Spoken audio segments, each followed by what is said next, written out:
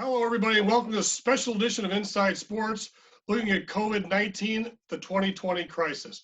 Joining me now is Jahidi White. Jahidi was an outstanding basketball player at Cardinal Ritter here in St. Louis, went on to play with and coach under John Thompson at Georgetown University, selected in the second round by the Washington Wizards, and he had quite a career in basketball, Jahidi, and thank you so much for joining us. Thank you for having me. So with that being said, I know so much is going on, a former NBA player, but right now you've been coaching at the high school level at MICDS in St. Louis. How did the COVID-19 virus, how did that affect the end of the season this year? It affected a lot of school seasons. Actually, it didn't affect ours. If we lost in the championship game in districts, right after that game, the championship game in districts, they played after that game was the championship game in districts. Yes. And that's what happened is once that happened, no, actually we were in the championship game in districts. After that, COVID-19 shut down all high school basketball right at that point. We lost that game, so our season was over. Just happened to be over at that moment. You know, it seemed like part of the playoffs went through, but the large schools, the CBCs, Caleb Love, some of those teams, they did not get their championship this year. They didn't get to compete for it. My heart goes out to all the 2020 seniors. And what do you have to say for any of these kids that didn't get to go through their graduations yet, or, they missed their spring sports? Some of them missed the championship week of high school basketball championships. I can't imagine that. And I can't imagine being a senior and being like the guys like Caleb Love, the guys that's at Chaminade, Terrace, Reed, the guys at Vashon. Some of those great players haven't been able to finish their senior season. And some of them were on the biggest season of their lives and on the biggest tear of their lives as far as the way they were playing individually and the way their team was playing and the hope for winning state for all of those teams. So if there was anything we could do, sometimes you just kind of have to hand out a state championship to teams that made it to that point. I feel like right now, the teams that made it to that point should all have a state championship. I guess just give it, across the board. What do you think about postponing the graduations, postponing a tournament, rather than just flat out canceling it? Well, what are you going to do for the seniors? Do they have an opportunity to redshirt this year and come back for another senior year? No way. Not when you have an opportunity to go to a North Carolina or a Kentucky or, a Georgetown. You're not going to play a whole nother season of high school basketball. You had a pretty special time growing up here in St. Louis. You got to play under the legendary Preston Thomas, who eventually coached with the Harlem Globetrotters for a while.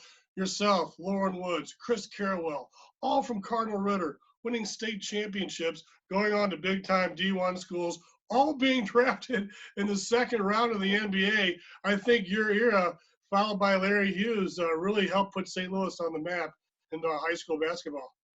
Yeah, absolutely. For my era, one thing that was great and that we all saw, especially us three guys, probably four guys, if you consider Larry as well, we all saw that it was capable and the great Anthony Bonner took us all under his wing. He said, hey, we were the only guys that were playing in that pro-am league back then that were in high school. The rest of them was pros or amateurs overseas or in college.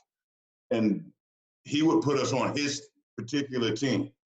So, and nothing better than getting thrown in the fire that way. By that time, you really, really were able to become a player who can deal with anything and really that started us on our path along with Coach Preston Thomas, he was just a dedicated coach to the point to where he put just as much time in his guys individually as he would into the team of winning state, the goal of winning state.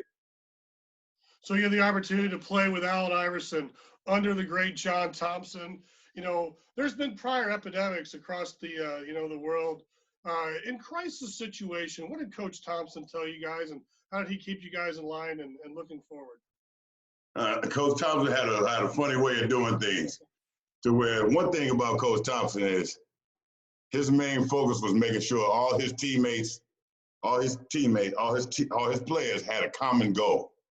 If that goal was hating him, so be it. As long as we had a common goal, we would go out there and fight for each other.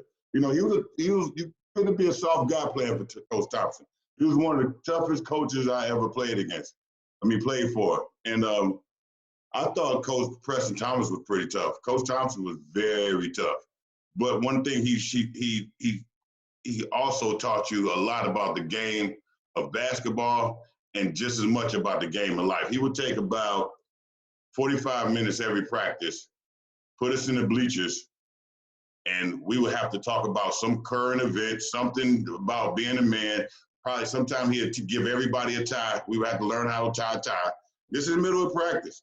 So he was all about raising his players to be men and being able to handle any adversity, any obstacles out here in the world.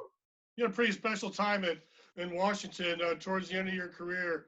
In Washington, you had Patrick Ewing as an assistant coach. You had Larry Hughes on the team with you from St. Louis, and Michael Jordan is like a part-time part owner of the Wizards. What was that time like for you? You know, I've never been a type of player. I met a lot of stars, have a lot of, famous friends, so I've never been a starstruck type of person, never in my life. But during those 2 years that Michael Jordan was there, I literally pinched myself every day. Like literally, I had to make sure I wasn't going to wake up. So, it was great playing with Mike and being able to actually be on the court with him, not just being on a team with him, but starting on the court with him and learning him. I had to, when you play with Mike, you have to learn him because everything revolves around him. And you have to make sure that if you have to make sure he's putting the ball in the basket because it makes everyone else's job easy. So you really have to learn Mike. And one thing about Mike, he teaches you how to learn him. He stays after practice, and he's just such a hard worker. He showed more about how he did things because of what he did more than being vocal all the time. I'm telling you, he led by example. So I understand you're doing some great things around the world. You've traveled around the world. I understand, looking back when the Houston Rockets GM said something about the Hong Kong protests, he said something basically, in support of Hong Kong protesting for democracy. Then all of a sudden, Chinese cancels, all the play-by-play of the game. They cancel all the media sessions. Right after that, we've got the China deal happens, and shortly after that, COVID-19. As a person that's been around the world, what are your thoughts on the origination of this and how it ties in with basketball? Because basketball is a huge sport in China. Yeah, China for the NBA and for basketball as an organization and basketball as a sport, China is probably outside of America is our second biggest supporter, of the sport. So, a lot of guys leave the NBA and do a lot of basketball camps and a lot of events in China because they love basketball so much. So, does COVID-19 hurt the game? Absolutely. On every level. My sons are 11, 13, and 15, and they're not able to touch the court at all right now. And this is their prime development stages, and that's really why it's really affecting the next level of upcoming basketball players. So, it's definitely affecting the game. I wish we could have caught it, beforehand, been alerted about it a little faster and may have been able to do something. But the whole world is dealing with this, the entire world. So, we all just have to sit back for a while and let this thing pass through. Well, I appreciate it. You joining us here. I know it's crazy times. Keep up the good fight and continued success in all the boards and things you're moving forward with and coaching at MICDS. Thank you so much, Jahidi, for joining us today. Thank you. All right, that's Jahidi White. I'm Todd Blackstock. Thanks for watching this special edition of Inside Sports COVID-19 2020. I'm Todd Blackstock. Thanks for watching Experience St. Louis on STL TV.